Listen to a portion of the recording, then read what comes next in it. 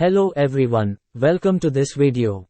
In this session, we are going to see what is vector database and how it is used in today's ChatGPT era. Let's start. In today's world, the amount of data being generated on daily basis is huge. Most of the data are in the form of unstructured data such as images, videos, text and audios.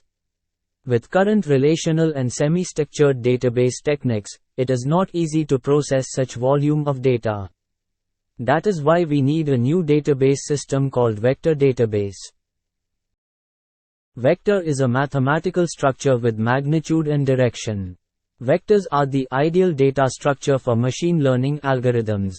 For example, we can think of the vector as a point in space, with the direction being an arrow from 0, 0 to 1, 1 in the vector space.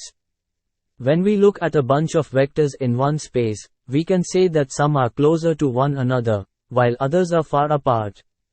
Some vectors can seem to cluster together. Vector embedding is one of the most useful concepts in machine learning, especially when it comes to domains like recommendation systems or search algorithms. A vector embedding is a dense numerical representation of real-world concepts like text, images, or audio as vectors in a vector space. It's easy to perceive how close vectors are to each other when you equip the vector space with a metric. This also allows you to easily group similar points together. In a machine learning model that deals with vector embeddings, you need to not only store the vectors efficiently but also search and perform mathematical operations on them. Embedding model is the process of establishing meaningful relationship between vectors. Embedding models are built by passing a large amount of labeled data to a neural network. The embedding model is basically this neural network with the last layer removed. When we pass the raw data as input to embedding model, it provides the results in vector embedding.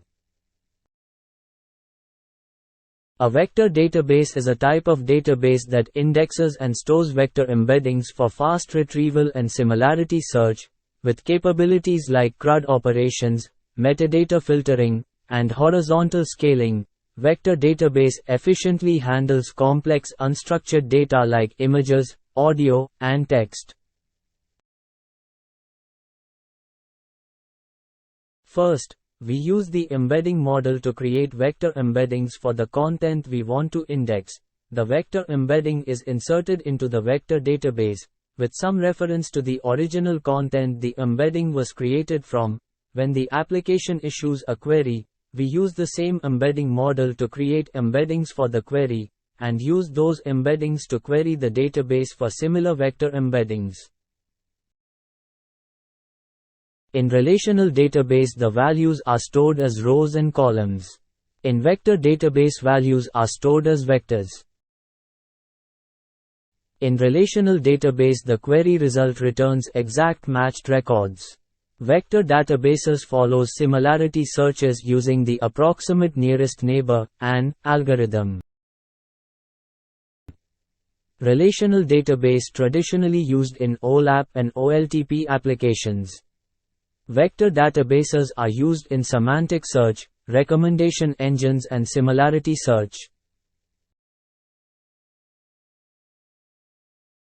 Recommendation engines. We can create embeddings out of structured data that correlate to different entities such as products, articles, etc.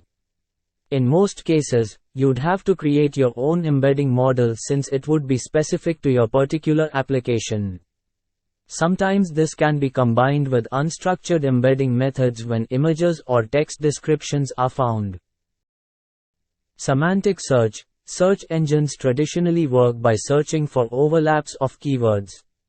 By leveraging vector embeddings, semantic search can go beyond keyword matching and deliver based on the query's semantic meaning. Similarity search. Vector embeddings are perfectly suited to serve as the basis for image retrieval tasks. There are multiple off-the-shelf models, such as CLIP, ResNet, and more. Different models handle different types of tasks like image similarity, object detection, and many more.